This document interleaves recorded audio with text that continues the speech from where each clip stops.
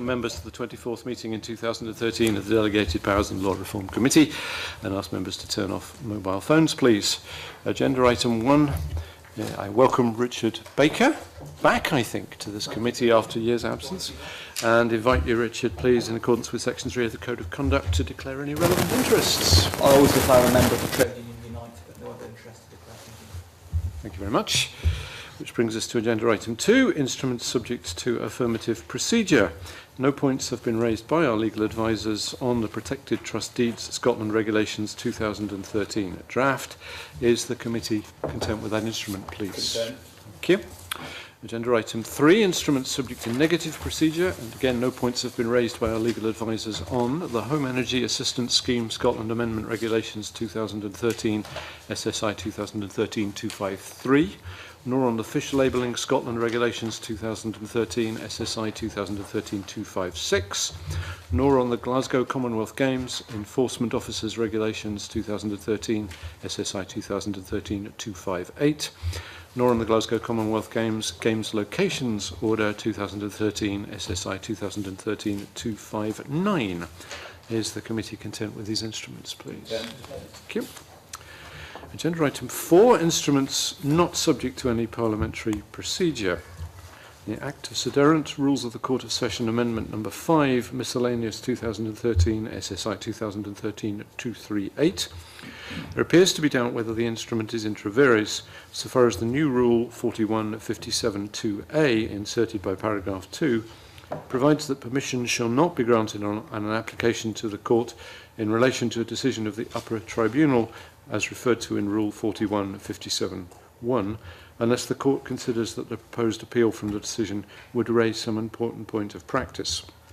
Provision is doubtful varies because the scope of the enabling power to make rules of the court in section 13(6)A of the Tribunals, Courts and Enforcement Act 2007 is restricted to where the court considers that the proposed appeal would raise some important point of principle and not of practice. Does the committee therefore agree to draw the instrument to the attention of the Parliament on reporting ground E, as there appears to be doubt whether the instrument is intra vires? Still. Looking at the 2007 Tribunals, Courts and Enforcement Act itself, the section that we're being referred to is one where the UK Parliament has legislated without making reference to Scotland, and this appears to be part of the source of the difficulty. I welcome the fact that the Lord President has acknowledged that there is a difficulty in what's currently before us, and I think what's proposed is certainly something we should do. But on this occasion, it's certainly one of these obscure corners of law that for whatever reason there appears to be a defect in. Indeed, and the committee might also want to note that the Lord President's private office has acknowledged the error and has undertaken to rectify this matter promptly by laying an amending instrument. So we're happy to both report that and note the Lord President's proposed actions. Thank you. A further point has been raised by our legal advisors in relation to this instrument. There is a minor drafting error in the new Rule 104.5.1, as inserted by paragraph 3 of the instrument, which refers to the parties mentioned in the Rule 104.3.4b to D, when the relevant parties are mentioned in 104.3.6b to D. Does the committee therefore agree to draw the instrument to the attention of the Parliament on the general reporting ground, as it contains a minor drafting error? Agreed. I think there's a mention in dispatches there for whichever of our legal colleagues had eagle-eyed enough to notice that. Thank you. Does the committee agree to note, however, that the Lord President's private office has undertaken to rectify this matter promptly by laying an amending instrument? Agreed. No points have been raised by our legal advisors on the Water Environment and Water Services Scotland Act 2003, Commencement number 9, Order 2013, SSI 2013-252, nor on the Marine Navigation Act 2013, Commencement Scotland Order 2013, SSI 2013-254, nor on the Glasgow Commonwealth Games Act 2008, Commencement number 4, Order 2013, SSI 2013-260. Is the committee content with these instruments, please? Content. Thank you. Agenda item 5 is the Bankruptcy and Debt Advice Scotland Bill. The purpose of this item is for the committee to consider the delegated powers in the Bankruptcy and Debt Advice Scotland Bill at stage 1. In considering the bill, the committee is invited to agree the questions it wishes to raise with the Scottish Government on the delegated powers in the bill, and it's suggested that these questions are raised, as usual, in written correspondence. The responses received will help to inform a draft report on the bill, which the committee will consider at a later date. Section 3 inserts a new Section 5D into the Bankruptcy Scotland Act 1985. The power proposed would establish, through regulations, a common financial tool which would be used to assess an appropriate amount of living debtors' income to be paid to a trustee after the sequestration of the debtor's estate. This is known as the debtor's contribution. Various requirements of the common financial tool are set out in the new Section 5D. For example, the common financial tool must ensure that an amount is allowed for any obligation the debtor has to pay child support maintenance. Otherwise, the power to prescribe the method of calculation is extremely broad. A similar power to prescribe the method of assessing the amount of a debtor's assets, income, liabilities and expenditure in relation to the debt arrangement scheme is also added to Section 272 of the 2002 Act. The power in Section 5D is to be subject to the affirmative procedure because the Scottish Government recognises the broad application of the common financial tool and because it will make significant determinations in relation to the liabilities and entitlement of the debtor.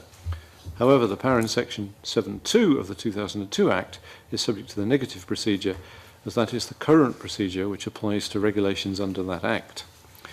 The committee may wish to note that the Scottish Government has conceded the principle that the power in Section 7.2 BD of the 2002 Act is significant in its effect and that its subject matter could be controversial.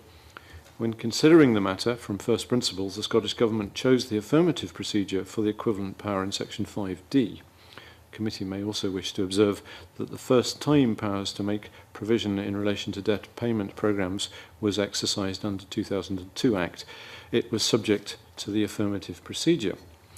Does the committee therefore agree to ask the Scottish Government for further justification for the choice of negative procedure for the new power conferred by Section 7.2 BD of the 2002 Act? Agree.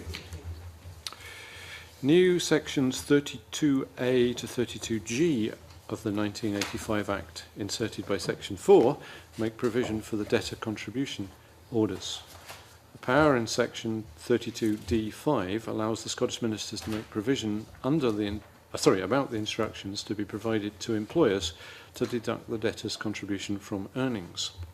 Again, this power is extremely broad, enabling any provision to be made relating to instructions to make deductions from earnings, including the consequences for employers of failure to comply, which need not be merely administrative, and therefore might in principle include some sanction. Does the committee therefore wish to ask the Scottish Government for further justification for the selection of negative procedure as an appropriate level of scrutiny? Agree. Does the committee also agree to ask the Scottish Government to explain what consequences or sanctions could be imposed under this power? Agree. Thank you. Agenda item 6, Anti-Social Behaviour, Crime and Policing Bill. This is UK Parliament legislation. Under this item, the committee is invited to consider the powers to make subordinate legislation conferred on the Scottish Ministers in the Anti-Social Behaviour, Crime and Policing Bill. A briefing paper has been provided that sets out the relevant aspects of the bill and comments on the effects. Do members have any comments? Does the committee agree to report to the lead committee that it is content with the delegated powers in this bill? Content. It is. Thank you very much. That completes the agenda. Our next meeting will be held next Tuesday, the 24th of September.